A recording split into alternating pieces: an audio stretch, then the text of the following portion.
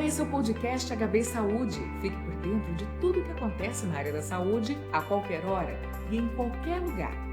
Hoje nós vamos falar sobre as consequências do isolamento e do distanciamento social em idosos durante a pandemia.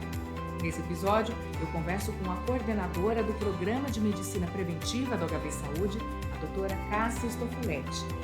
Doutora, a pandemia Covid-19 trouxe muitas mudanças à vida das pessoas. E o distanciamento social tem impactado, de fato, na saúde mental dos idosos, que podem se sentir sozinhos e abandonados, não é? Como identificamos os sintomas decorrentes do distanciamento social e de transtornos emocionais em idosos? Realmente, a Covid-19 ela tem nos trazido inúmeros desafios no dia a dia. Hoje nós aprendemos a lidar com a questão do álcool, que passa a ser um item obrigatório na nossa roupa, na nossa bolsa. Nós temos a máscara, inclusive combinando com o look do dia, mas nós também introduzimos alguns hábitos que acabaram por ter alguns efeitos negativos, embora as intenções fossem as melhores. Por exemplo, o fato de muitas vezes nós gerarmos um certo distanciamento de pessoas idosas, como por exemplo, não visitando-os ao final de semana ou mesmo durante a semana, mas gerando justamente a palavra correta, distanciamento social.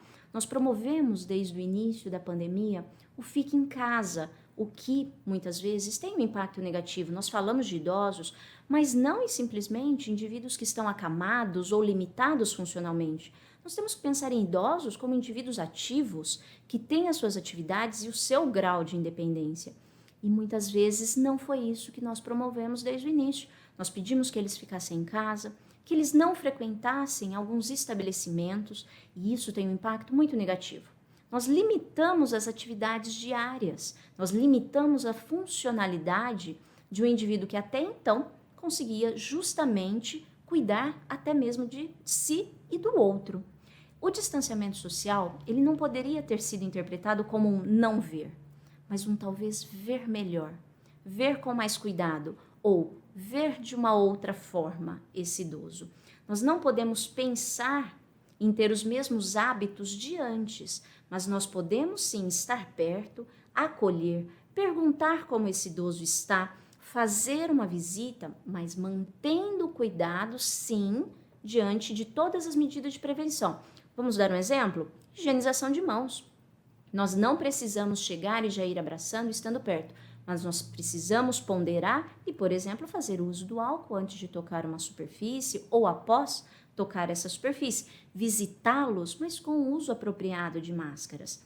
Se nós pensarmos nas consequências de todos esses atos que foram feitos, e algumas vezes até de forma impulsiva, com a boa intenção de justamente evitar a infecção, Covid-19, nesse grande grupo que nós temos, vulneráveis, inclusive à gravidade da doença, muitas vezes a gente tem que considerar que eles possam ter desenvolvido depressão, ansiedade, refletido basicamente em situações de alteração de humor, alteração de alimentação, ficado muito mais recluso em casa. Então, nós precisamos nos atentar justamente a essas mudanças de comportamento, ainda que mínimas, muito pequenas. Precisamos avaliar, por exemplo, a mudança no autocuidado. Um idoso que até então conseguia fazer tudo por si, agora ele não tem tanto interesse em passar uma maquiagem, em pentear o cabelo, em estar bem vestido em casa. Um outro ponto que também vale considerar é que todas essas alterações, inclusive de humor, do estado emocional do idoso, podem ser refletidas nas suas comorbidades e no agravamento ou descompensação. Uso inapropriado de medicação, necessidade mais frequente da procura do serviço de saúde por justamente sintomatologias que até então eles não apresentavam, manifestações, somatização, como nós estamos habituados a nomear, de fatores emocionais como dores presentes que até então não estavam ali no dia a dia. São sinais muito pequenos, algumas vezes imperceptíveis, mas para os quais nós precisamos com certeza ter um olhar muito atento. São pequenas mudanças do dia a dia, mas que para um idoso representam um impacto muito grande. Doutora, muito obrigada pela sua participação no nosso podcast. Você ouviu o podcast HB Saúde, sempre trazendo informações e novidades sobre a área da saúde nas plataformas de streaming, Spotify, Deezer, YouTube e no site HB Saúde. Nos aplicativos dá para seguir a gente e assim você não perde nenhum episódio. Até o próximo!